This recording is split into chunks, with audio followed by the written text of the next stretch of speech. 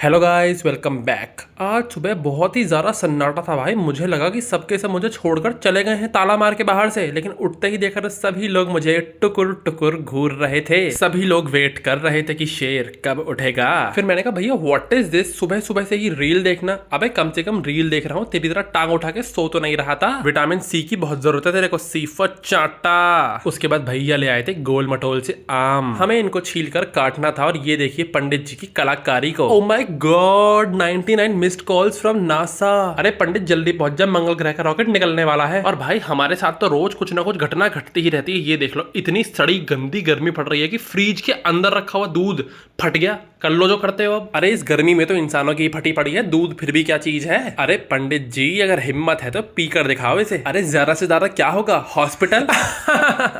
अरे वहां के पैसे तेरे घर वाले देंगे, मैं क्यों दूंगा। उसके बाद आ गया था मैंगो शेक बनाने का सबसे इंपॉर्टेंट स्टेप। जी हाँ, हम लोग थोड़े अलग तरीके से बनाते हैं। 2 मुट्ठी कोकेन भी डालते हैं उसके अंदर।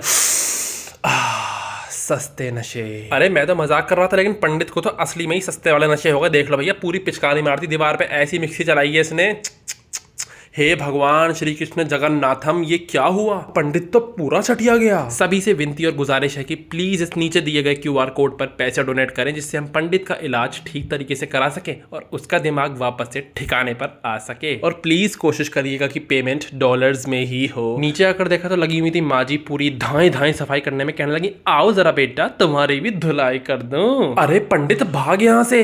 और जिन लोगों को भी ये लगता है कि मैं हमेशा पीछे चड्डी खाता हुआ आराम से जाता हूँ, उनको बता दूं कि मुझे बाइक चलाने ढंग से आती नहीं है। इससे बढ़िया हमारे घुटने और कोनी फूटे, मैं पीछे बैठना ही प्रेफर करता हूँ।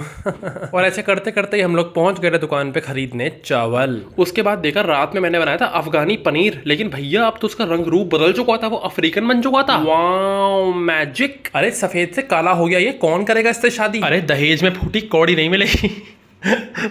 फिर नजर पड़ी तो किचन में आ गई थी। छिपकली।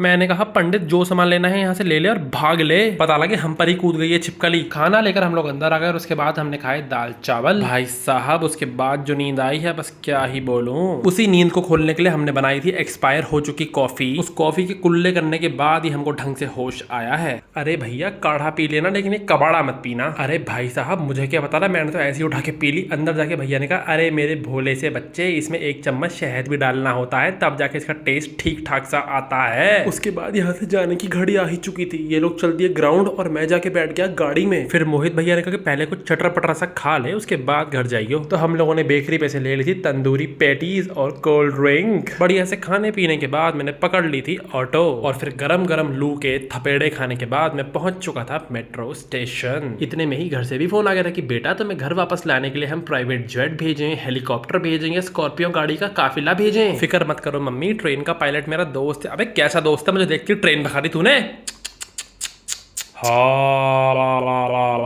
Shem shame puppy shame. उल्लुओं की तरह मेट्रो का वेट करने के बाद काफी देर के बाद आई दूसरी मेट्रो और घर पे पहुंचते पहुंचते मुझे हो चुकी थी रात। अरे शाम का चला हुआ रात में आके घुसा था घर में और मेरे स्वागत में आ चुके थे डोगेश भाई भी। फिर दादू ने आके खोला मेरे लिए गेट। मैंने कहा नमस्ते दादू, कैसे हो। अरे तू बाहर था तो हमारे हालचाल तो बढ़िया ही होने थे ना पुत्र।